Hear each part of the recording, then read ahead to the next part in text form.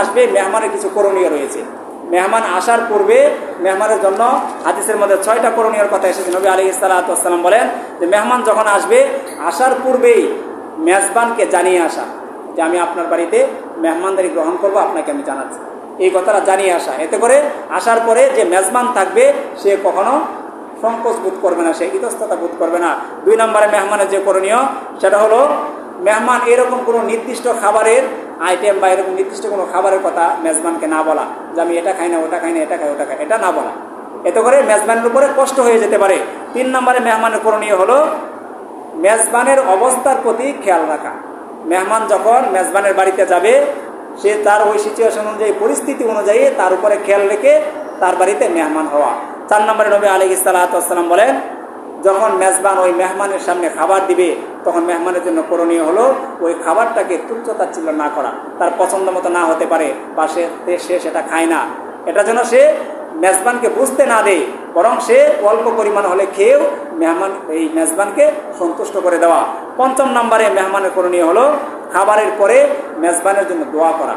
আপনি যখন কারো বাড়িতে মেহমান হব, খাবার দাবার শেষ হওয়ার পরে যে বাড়িতে মেহমান হয়েছে এই মেজবানের সমস্ত আত্মীয় স্বজন এবং স্বয়ং তার জন্য দোয়া করা।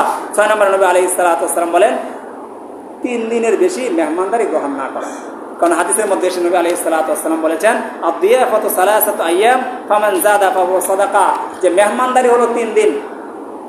কেউ যদি আপনার বাড়িতে আসে 3 দিন পর্যন্ত আপনি তাকে ভালো খাবার, ভালো পানীয়, ভালো পরিবেশে তাকে রাখার জন্য চেষ্টা করা, এটা হলো মেহমানদের, এটাই হলো সুন্নত। এরপরে যদি মেহমান যায় না, মেহমান আপনার বাড়িতে অবস্থান করতেছে, এরপরে আপনার জন্য আবশ্যক না সেই মেহমানকে আপনি ভালো খাওয়ানো, ভালো পড়ানো, বরং এরপরে আপনি যেটা করবেন অতিরিক্ত সেটা হবে সাদকা। সেটা দান করলে যেরকম সব হইতো তার প্রতি আপনি সেরকম যা করবেন সেটা আপনার জন্য সেই দান সাদাকার মতো আপনার আমলনামায় লিখিত হতে থাকে। এই হলো মেহমানের 6টা করণীয়। সর্বশেষ মেজবানেরও কিছু করণীয় রয়েছে। যার বাড়িতে আমরা দাওয়াত খাইতে যাব, যার বাড়িতে মেহমান হিসেবে যাব, তার জন্য কিছু করণীয় আছে। এর মধ্যে হলো মেহমান যখন বাড়িতে আসবে, আসার পরপরই মেজবানের জন্য সর্বপ্রথম যে করণীয় হলো দ্রুত তার খাবারের ব্যবস্থা করা, তার ঘরে যা আছে তা নিয়ে এসে মেহমানের সামনে উপস্থিত করা, এটা হলো অন্যতম একটা মেজবানের করণীয়। 2 নম্বরে হলো কিছু জিজ্ঞাসা না করা। মেহমান আসার পরে এরকম অনেকে তুচ্ছ-তাচ্ছিল্য জিজ্ঞাসা করে, আরে এখন চলে আসছেন, 2 দিন পরে আসলে ভালো হইতো, বা কি খাবেন, আপনি কি পছন্দ করেন, এগুলো কিছু জিজ্ঞাসা না করা, বরং আপনি আপনার সাধ্য অনুযায়ী তার মেহমানদারিটা আপনাকে করে দেওয়া, এটা হলো মেজবানের 2য় করণীয়।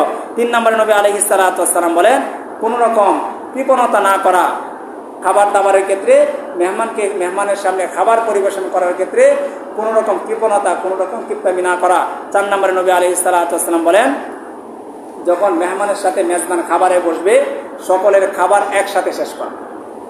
মেহমান খাইতেছে, আপনি বাড়িওয়ালা, আপনি মেজবান, আপনি তার আগে কোনো রকম খেয়ে উঠে পড়লেন, এটা না করে। এটা করলে মেহমান লজ্জা পাবে, সে খাবার খেতে পারবে না।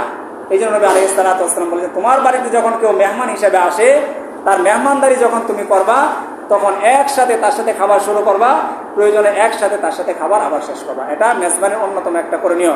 সর্বশেষ 5 নম্বর মেজবানের করণীয় হলো খাবার দাবার সব কিছু শেষ হওয়ার পরে যতই ভালো খাওয়ান, যতই ভালো পরিবেশ আপনি তাকে দেন না কেন, সর্বশেষ আপনি মেহমানের কাছে অপারগতা প্রকাশ করা, যে আসলে ভাই যেভাবে মেহমানদারি করার কথা সেভাবে করতে পারছি না, এরকম নিজের ওজর আপত্তি, নিজের অপারগতা প্রকাশ করা।